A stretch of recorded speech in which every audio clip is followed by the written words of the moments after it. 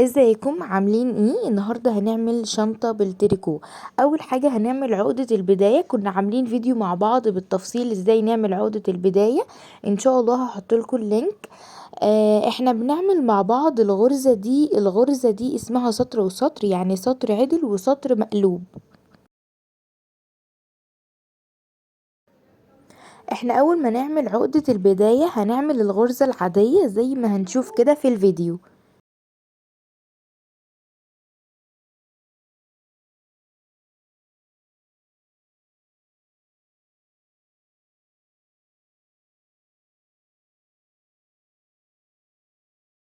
الغرزة اللي هي سطر عادي وسطر مقلوب ديت بيكون بنعمل سطر كامل عادي زي ما احنا ما بنعمل كده اهو. ديت غرزة عادية خالص، بصوا هنا التصوير اوضح. دوت هنعمل سطر عادي خالص. السطر الجاي هيكون مقلوب. يعني هنشوف مع بعض لما نخلص السطر ده.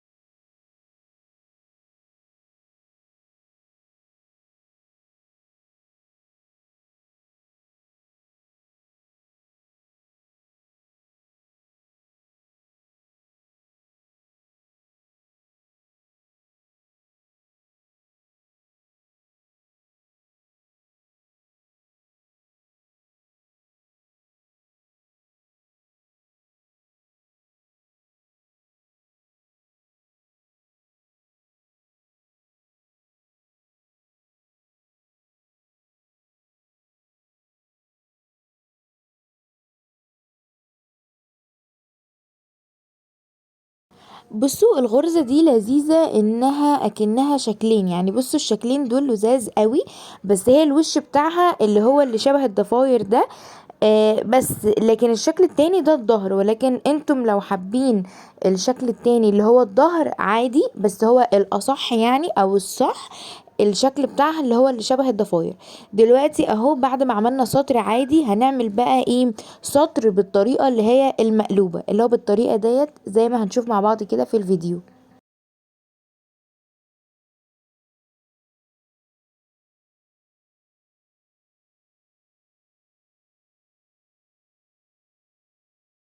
اهو بصوا هي مختلفة طبعا عن الغرزة اللي هي العادية اللي هو السطر العادي. احنا دلوقتي بنعمل السطر اللي هو الغرزة المقلوبة. تمام. السطر المقلوب يعني. بصوا الفرق ان احنا ايه؟ الابرة بتدخل من فوق مش من تحت، وبنلف ونخرج عادي. فاهمين قصدي؟ هتفهموا قصدي في الفيديو اكتر يعني.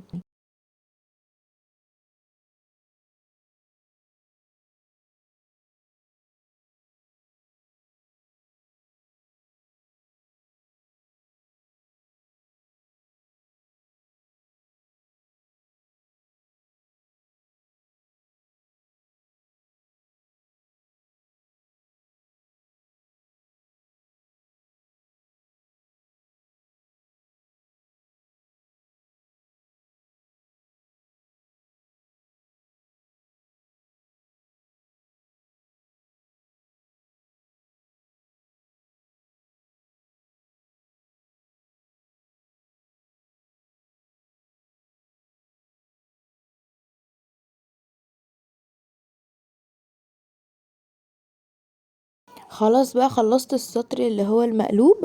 هنرجع بقى نعمل تاني السطر العدل، فاحنا بنعمل سطر عدل سطر مقلوب سطر عدل سطر مقلوب كده يعني، لحد ما نوصل للطول اللي احنا عايزينه، وهنبدأ ان احنا نقفلها.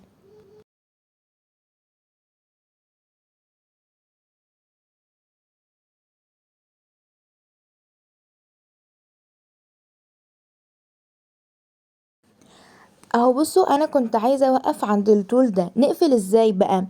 بصوا انا لما كنت عايزة اوقف كنت المفروض اعمل سطر مقلوب. فاحنا بنعمل ايه اصلا؟ احنا بنقفل ازاي؟ احنا لما بنيجي بنقفل بنعمل غرزتين، وبنجيب الغرزة اللي تحت بنطلعها فوق. تمام. الفكرة مش في التكنيك دوت اللي هو بتاع ازاي نقفل، في فكرة بس، يعني يا رب تقدروا تفهموا قصدي. انا لما جيت اوقف الطول اللي انا عايزاه، كنت عايزة اوقف، يعني كان المفروض ان انا هعمل سطر مقلوب، فانا هدخل الابرة على ان انا عادي هعمل سطر مقلوب، هعمل غرزتين عادي. انا مثلا اهو هعمل سطر مقلوب، ماشي هعمل سطر مقلوب، بس بدل ما اعمل السطر كله لا هاخد غرزتين بس، واخد اللي تحت فوق زي ما هنشوف كده في الفيديو. بس انتوا ممكن لما تيجوا تقفوا عند الطول اللي انتوا عايزينه، تقفوا عند سطر يبقى سطر ايه، غرزة عادية، فعادي هتكملوا غرزة عادية، مش هتعملوا زي كده ايه سطر مقلوب. هنعمل غرزة عادية بس مش هناخد السطر كله غرزة عادية، لا هتاخدوا غرزتين واللي تحت تجيبوها فوق، فاهمين قصدي؟ وهتكملوا بقى بالطريقة دي، وهيتبقى بقى خلاص اخر غرزة هنقطع بالمقص وهنعملها عقدة ويبقى معانا القطعة كلها، ونبدأ بقى نشوف احنا هنعملها شنطة ولا هنعملها ايه بالظبط.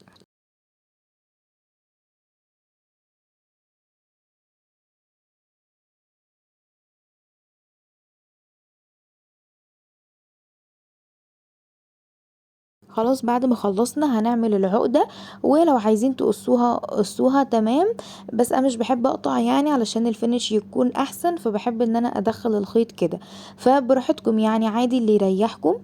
آه، اللي تعرفوا تعملوه تمام، لو حابين طريقة احسن تمام، لو حابين ان انتوا تعملوا عقدة وتقصوا كل حاجة صح عادي.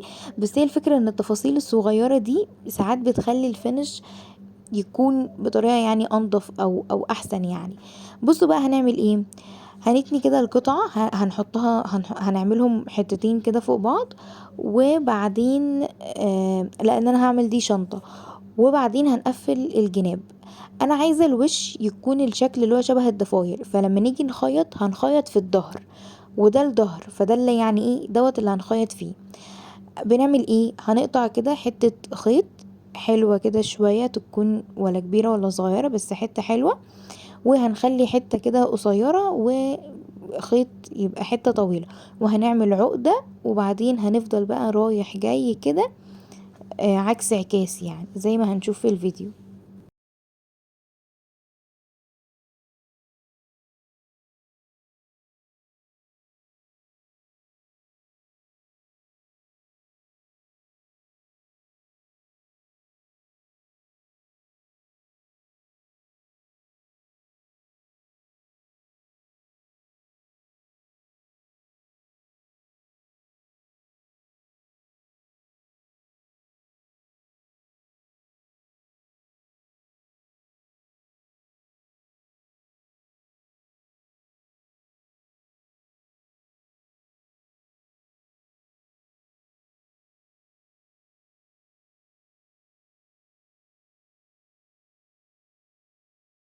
هنعمل برضو الجنب التاني برضو يكون زي الجنب اللي احنا عملناه بالظبط.